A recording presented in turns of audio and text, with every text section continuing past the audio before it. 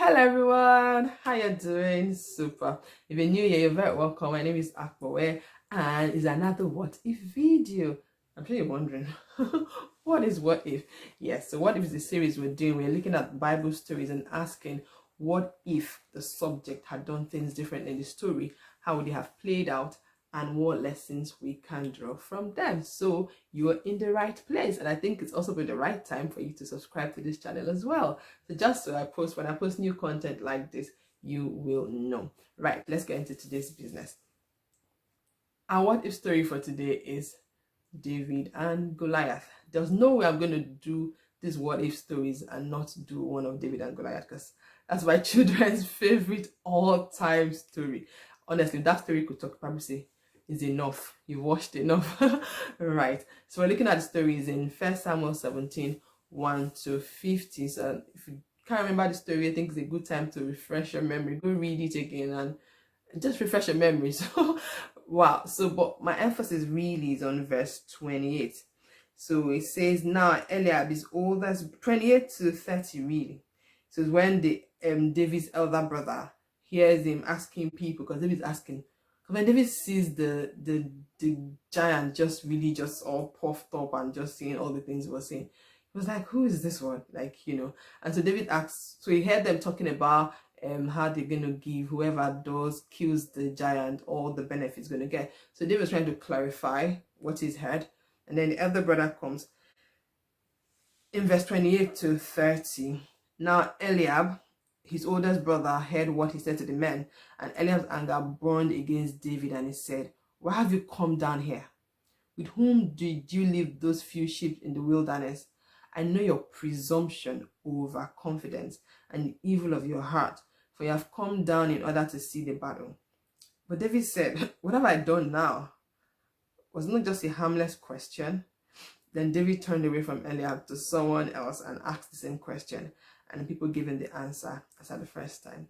As children of God, we should really know who we are in Christ, like know who your God is. That's what gives you the confidence. David was so confident, like extra confident, because he knew whose he was. Do you know, because people who are in a certain box, people who have certain weaknesses, also want you to be in that box. Because imagine, for 40 days they've all been really like shaking morning and night. The giant comes just threatening. Nobody could face up to the giant. So he's wondering, like, who is this little boy when us trained soldiers, we can't even face the giant? And I love David's attitude. It's like, brother, come on. Like, it's like, just like, I really can't do right now. And he asks someone else. And that's kind of attitude we should have when people don't want to shine their light, and then they want you to dim yours as well, just to accommodate theirs, because they refuse to shine their own light. The what if question from the story is, what if he acted like the other soldiers? What if he acted in fear like the other ones? What do you think would have happened in the story?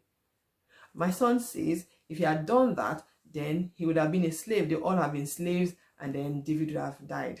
And he's right. It's not, so sometimes people perceive it as pride. So it's not pride knowing who you are. It's not pride knowing who your God is.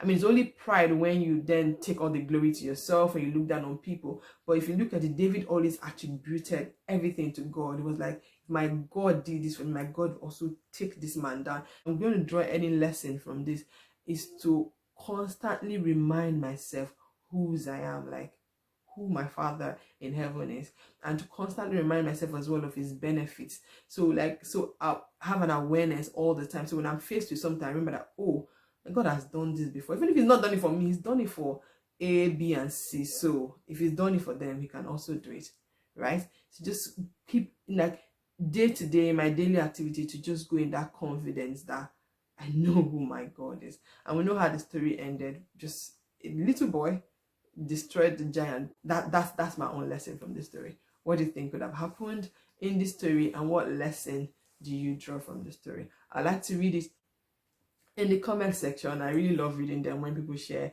their thoughts. And as well, I just want to add, if you like there's any particular Bible story you want us to talk about, please share in the comment section as well, and then we can look at it as well and also learn together. Okay, right, thank you so much. And if you like this video, please share to a friend, like as well. You never can know who you're blessed with it, right? Okay, I'll see you in the next video. Bye.